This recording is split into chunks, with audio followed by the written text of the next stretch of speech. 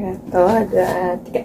Ya, selamat malam Papi. Hari ini saya akan mempresentasikan tentang Yesus dalam Injil Lukas.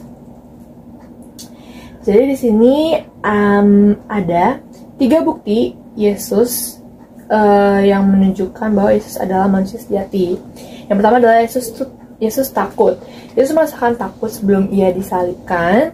Bahkan ia juga sampai menangis darah, di mana hal ini akan terjadi saat manusia merasakan takut. Yang kedua, Yesus merasakan lapar dan haus. Yesus merasakan lapar dan haus saat ia sedang berpuasa di padang gurun, di mana hal ini akan terjadi saat manusia tidak makan dan minum dalam jangka waktu yang panjang.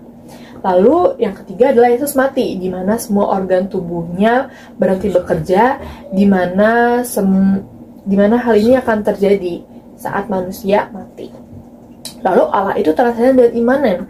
Transenden yang dimaksud di sini adalah Allah itu kudus, suci, dan tak bercela. Sedangkan manusia itu bercela dan penuh akan dosa, sehingga manusia tidak layak untuk berinteraksi bahkan bertemu dengan Allah. Jadi hal ini pun membuat Allah dan manusia itu jauh.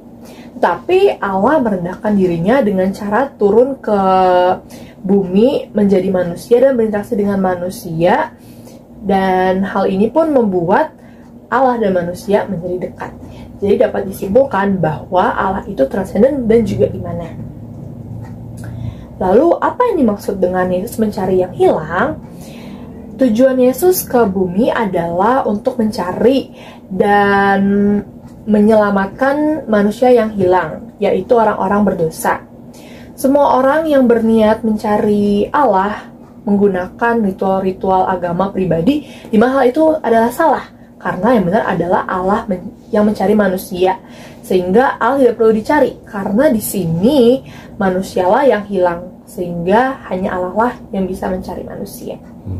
Namun, apa yang dimaksud dengan Yesus mencari manusia berdosa? Ya, memang benar, semua manusia itu berdosa. Tapi manusia berdosa dimaksud oleh Yesus di sini adalah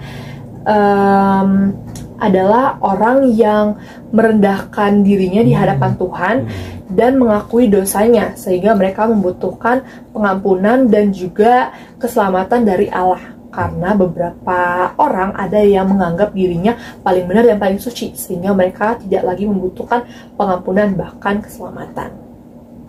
Lalu inilah 3 karakter Yesus yang harus kita teladani sebagai umatnya. Yang pertama adalah merendahkan diri. Yesus yang suci merendahkan dirinya dengan cara turun ke bumi menjadi manusia dan berinteraksi dengan manusia yang penuh akan dosa. Seperti pada Lukas 4 ayat 31-37. Sehingga kita pun sebagai umatnya bisa menadani karakter ini dengan cara tidak sombong. Yang kedua adalah memaafkan. Yesus sudah memaafkan semua dosa manusia dengan cara mati di kayu salib dan menebus semua dosa manusia, seperti pada Lukas 22 ayat 33-43. Dan yang terakhir adalah Yesus itu taat. Yesus selalu taat akan semua kehendak Bapanya, semua yang diperintahkan oleh Allah dan hidup dalam kebenaran. Seperti pada Lukas 5 ayat 12-16. Sehingga kita pun umatnya bisa menadani karakter ini dengan cara mengikuti semua perintah Tuhan seperti yang ada di Alkitab dan hidup dalam kebenaran.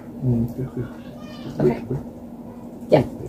Ya, sekian presentasi saya. Terima kasih Papi karena sudah mau mendengarkan.